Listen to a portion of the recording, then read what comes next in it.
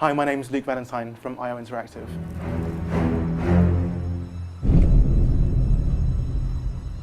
So listen up. Now the king hangs out in the pagoda in the center of town, where a unit of dirty cops guard his every move. And he rarely leaves the crowd, except to meet up with his dealer in a pad overlooking the square. He also got a swanky European ride parked in a nearby alley, but that's all I got, Holmes. So, call me back when you're done. Got it? So King of Chinatown is the third level that we're showing people from HItman Absolution, and it's a level from the second act of HItman Absolution. So it's fairly early in the game, but it's the first time that we're going to show a hit in HItman Absolution, and we show Hitman. He's given a briefing. This time it's from a character called Birdie. It's not from the agency, because at this point Hitman is outside of the agency. But he's been given a briefing by a character called Birdie, and Birdie wants some information. And it's only by taking out the King of Chinatown that Birdie will give Agent 47 this information.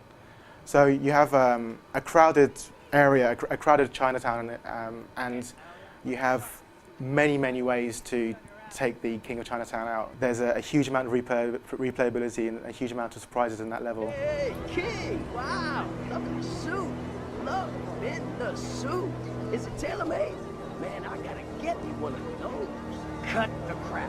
Whoa, gotcha. So how much product we talking about? All of it? Shit, no problem. All right, just let me make a few calls. I'll get back to you in 10. You'll be back in 5. Yeah, I'll be back in 5. Last E3 we showed a level with quite a lot of stealth, and we showed like one playthrough, and we showed no deviation from that at all. When we showed the orphanage in January, we decided to show two playthroughs. So we showed the stealthy one and the action one, and now we're showing a hit. But it's so hard to show everything at every time, every opportunity that we have to showcase. So it's just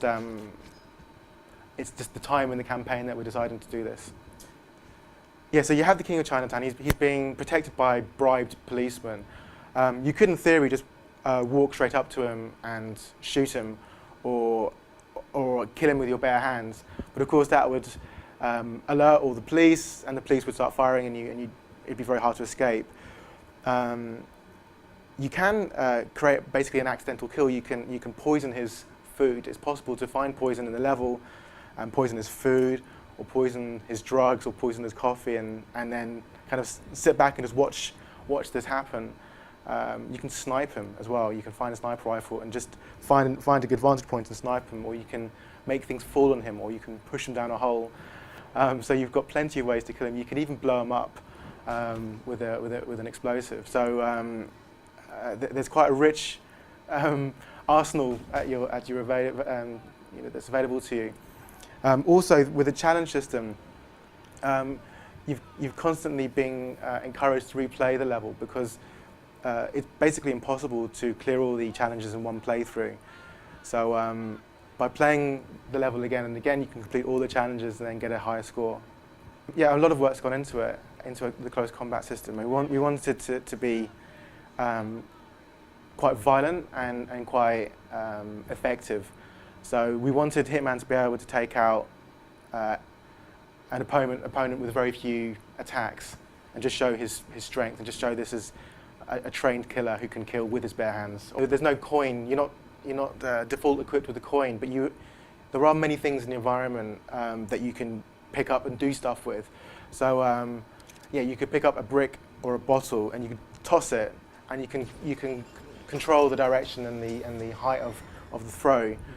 And the noise of the impact will create people being cautious, or being curious, I should say. So AI will walk towards the sounds, and then you can do something else. You can basically create distractions. Yeah.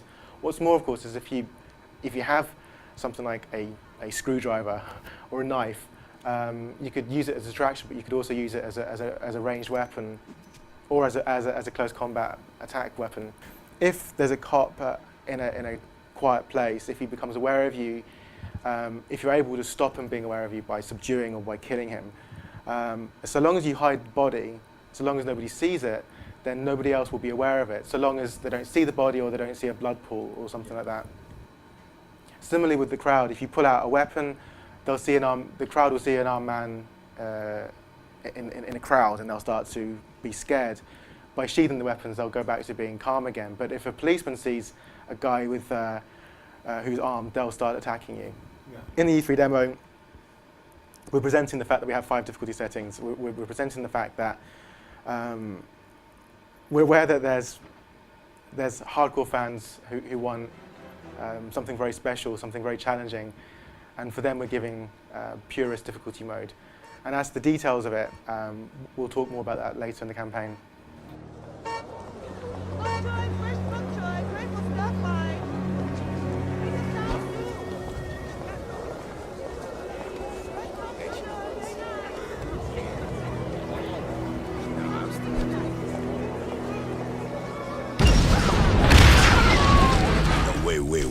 Wait. The agency. You want me to snoop around the agency? Were you crazy? Yeah, you crazy.